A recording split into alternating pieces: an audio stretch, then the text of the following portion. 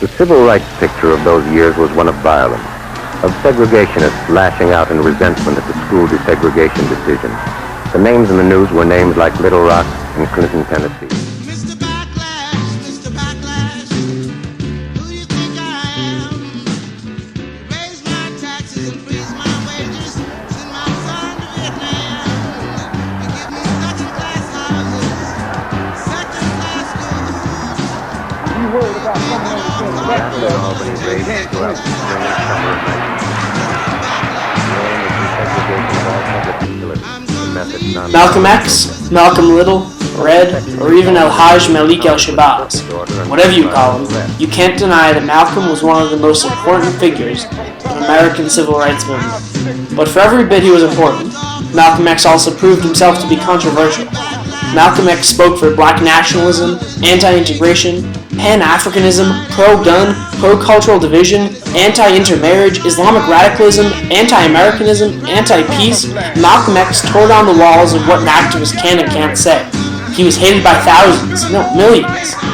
But he was exactly what America needed at the time. The social climate of 1940s and 50s America was one of intense prejudice. Malcolm answered to those extremes not with compromise, but with his own extremes. He fought fire with fire, the white cloak with black skin.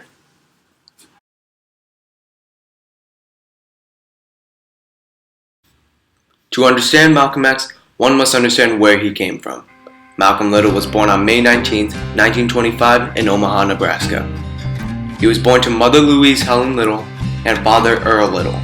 His father was a Christian preacher who traveled the area and preached many of the teachings of a certain Marcus Garvey, a self-proclaimed Pan-Africanist. Pan-Africanism is a concept that took up speed in post-emancipation America and across the globe in the early 1900s. It's an Afrocentric ideology which holds that all Africans in America and across the globe are destined to reverse the actions of the black slave trade and return to their homelands in Africa. Earl Little believed this was the best solution to the racial issues America faced at the time. But these ideas put Earl on the watch list of the Ku Klux Klan. In 1929, the Little House was attacked by the Klan, and only 2 years later, Earl Little was murdered by the Ku Klux Klan. Unable to deal with the stress and the depression of the loss of her husband and the responsibility to raise her children alone, Louise was put into a home for the mentally unstable.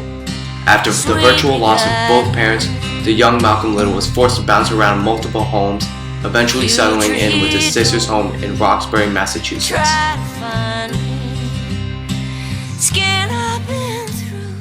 From a young age, Malcolm X was already on course to the radical ideology he later became known for.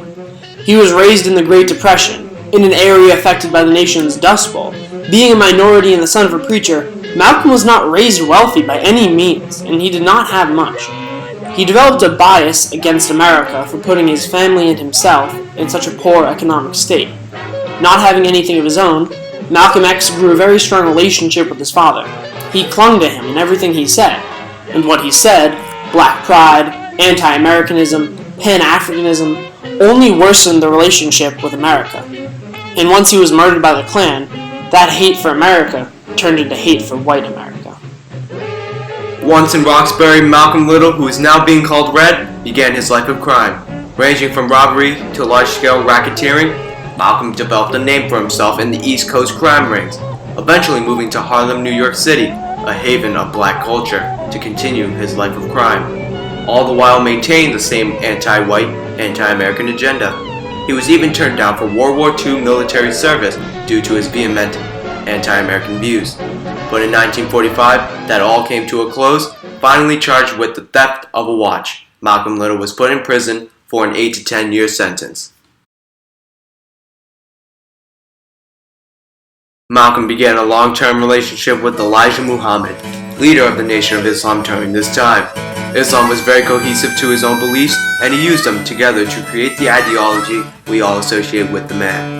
This is also when Malcolm began signing his name with the Notorious X. Now, prison wasn't exactly the best place for an anti-authoritarian figure like Malcolm, and he was frequently abused and beaten by the guards. His time behind bars was hell. Well, until he met John Denver. Bembry introduced Malcolm to the world of self-enlightenment and reading, and he used these new tools to throw himself into the world of Islam. Malcolm X was released from prison in 1952. Instead of returning to the life of drugs and crime he knew before his incarceration, Malcolm X pursued his study of Islam. He finally was able to meet the Honorable Elijah Muhammad, whom he had been in correspondence with during his sentence, at his office in Chicago. From then on, Malcolm began his career as a preacher and assistant director of the Nation of Islam. The Nation of Islam is an organization of black Muslims in America that began in 1930. Its goal is simple and good, to educate and support blacks in America through religious education. However, the public image of the Nation of Islam is less than perfect. As the nation devoted itself to the promotion of black peoples, it's often interpreted as the bashing of white people. Even today, the Southern Poverty Law Center considers the Nation of Islam to be a hate group.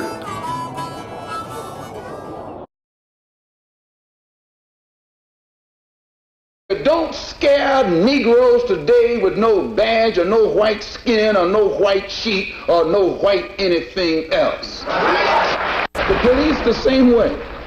They put their club upside your head and then turn around and accuse you of attacking them. Every case of police brutality against a Negro follows the same pattern. They attack you, bust you all upside your mouth, and then take you to court and charge you with assault. What kind of democracy is that? What kind of freedom is that? What kind of social or political system is it when a black man has no voice in court, has nothing on his side other than what the white man chooses to give him? My brothers and sisters, we have to put a stop to this, and it will never be stopped until we stop it ourselves. Malcolm X built his career on many of the platforms taught to him by his father, by the Quran, by Elijah Muhammad, and the Nation of Islam. This is American justice. Malcolm X had a very interesting career as a civil rights leader. At the time, the ideas of Reverend Martin Luther King and the SCLC were the face of the civil rights movement. The Reverend preached about what it meant to be a united union and that race is nothing more than a pigmentation. Malcolm felt very differently. If a Chinese person were to say his name was Patrick Murphy, you would look at him like he's insane, because Murphy is an Irish name, a European name, or the name that has a Caucasian or white background. And a yellow person, Chinese is a yellow man, and he has nothing to do or no connection whatsoever with the name Murphy. And if it doesn't look proper for a person who is yellow or Chinese to be walking around named Murphy or Jones or Johnson or Bunch or Powell, I think it would be just as improper for a black person or the so-called Negro in this country, as we're taught by the Honorable Elijah Muhammad, to walk around with these names. And therefore he teaches us that during slavery, the same slave master who owned us put his last name on us to denote that we were his property. So that when you see a Negro today who's named Johnson, if you go back in his history, you'll find that he was once his grandfather, or one of his forefathers was owned by a white man who was named Johnson. His name is Bunch. His grandfather was owned by a white man that was named Bunch. We're in the middle of a revolution, because I see the face of things to come. Yes, I do. Oh, your Constitution. Malcolm saw race as a divider, much like his opposition. He wanted the races to stay separate. This way the black community would be able to stay safe from white abuse and could restructure itself. His aggressive style influenced the Black Panthers in the 1960s movements. They rejected the classical approach of sit-ins and instead held protests and poured hours into rebuilding communities. Malcolm X's stance on America's racial sphere drew a lot of people on edge. The majority of Americans felt his ideology went too far and he was asking for too much. But that's exactly why Malcolm was so necessary. When white Americans threw out extreme opinions on racial differences, it was often met with ingenious peace talkers like Martin Luther King Jr. But great men such as King could not make that battle alone. For in the case of American civil rights, extremes cannot always be answered by peace alone.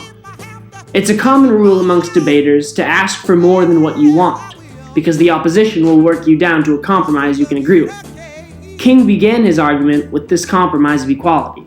To truly make any forward motion, white supremacy had to be met with black nationalism.